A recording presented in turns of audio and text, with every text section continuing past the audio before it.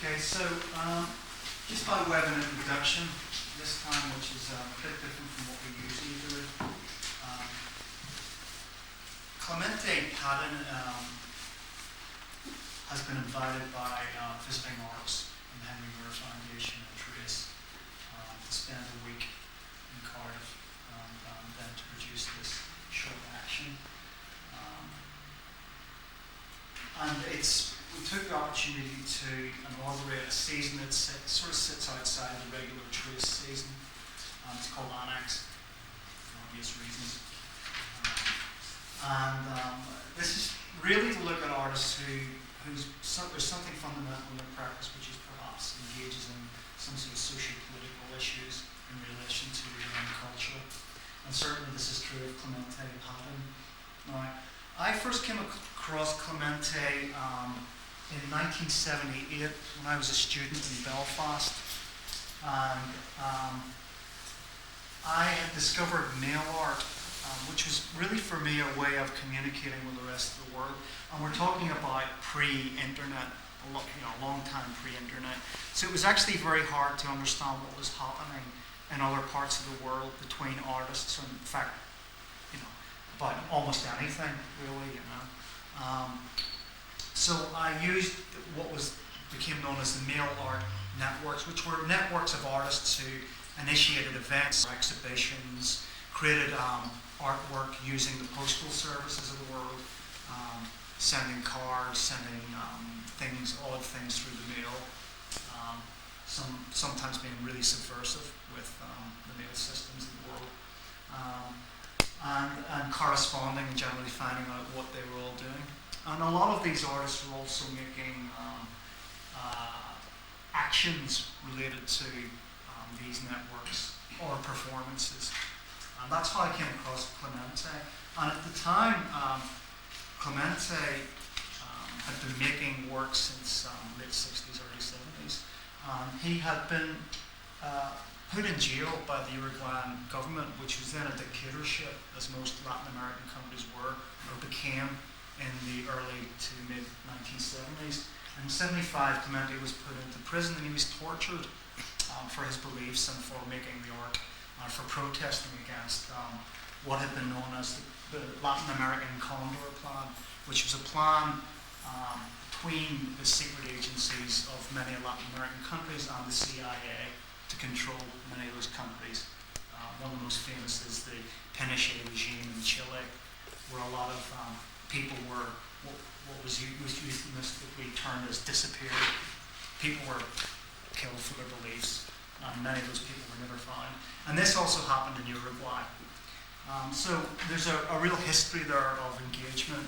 And in fact, the mail art systems, a lot of the artists got together and signed a petition. And this petition was used to put pressure on the American government for Clemente's release, and that did eventually happen after 2 years imprisonment. So for many years I lost contact with Clemente, and recently got in contact with him again and asked him to come to Cardiff. This is the first time that I met him a week ago. So it's a real honour for me to have Clemente here. He's decided he wants to make a very simple action which relates to his experience in Uruguay and with the people in Uruguay, and has relationships to perhaps torture, imprisonment, and the missing people in Uruguay.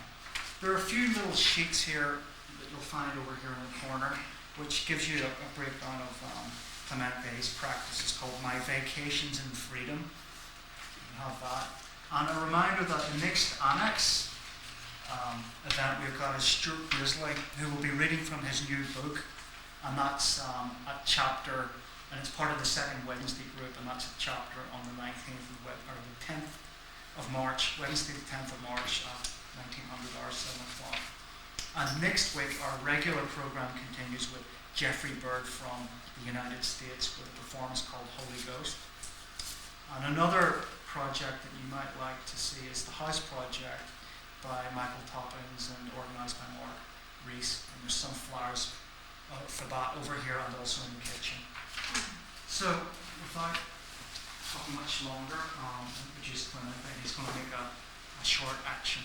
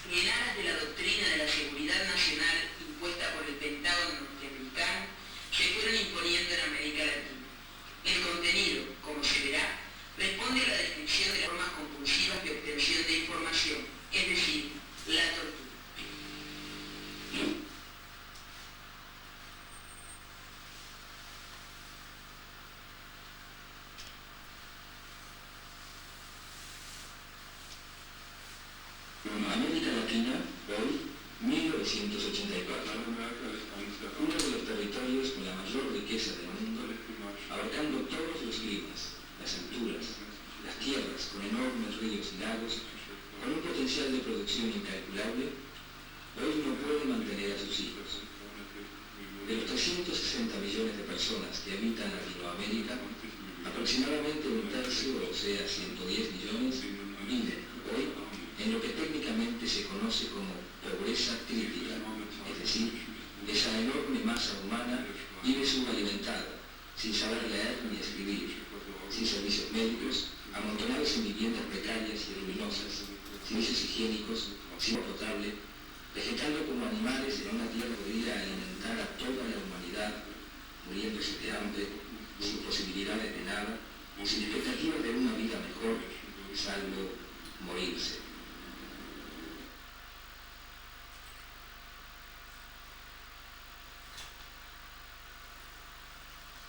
Mientras en el mundo desarrollado, y con muy buen criterio sin duda, se habla de reducir y aplicar el desarme nuclear, en América Latina estallan silenciosamente entre 4 a 5 bombas atómicas por año que matan entre 3 a 3,5 millones de personas por problemas inherentes al subdesarrollo.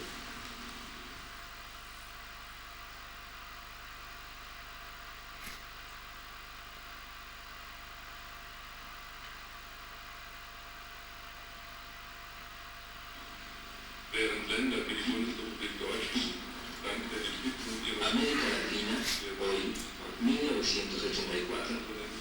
Mientras la vida florece y renace en los países como la República Federal Alemana, gracias al fabuloso desarrollo de su producción, en nuestros países, fuente inagotable de materias primas, languidecen, falta de todo, ahogándose económicamente como consecuencia de relaciones comerciales injustas e incomprensibles a esta altura del desarrollo de la civilización.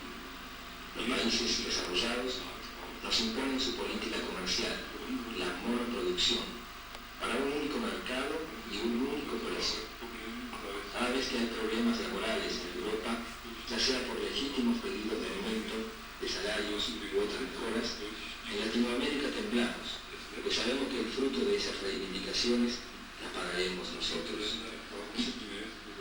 Exportar la crisis de los países superdesarrollados hacia los nuestros es norma. Así, se establece esa injusta relación que nos perjudica. En 1950 comprábamos un tractor con 5 vacunos. Hoy día necesitamos 40 para el mismo tractor.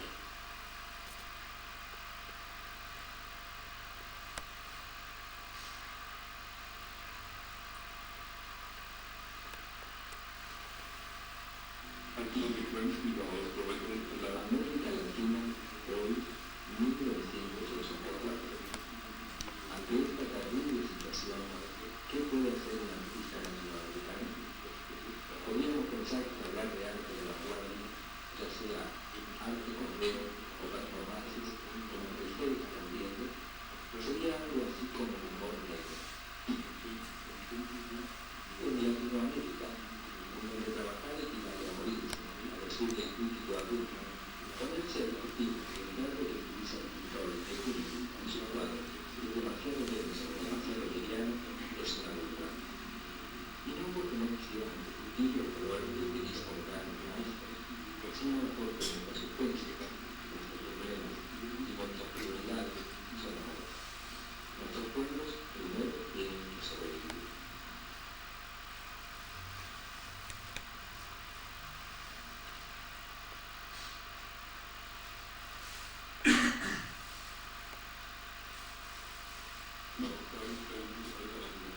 América Latina, hoy, 1984.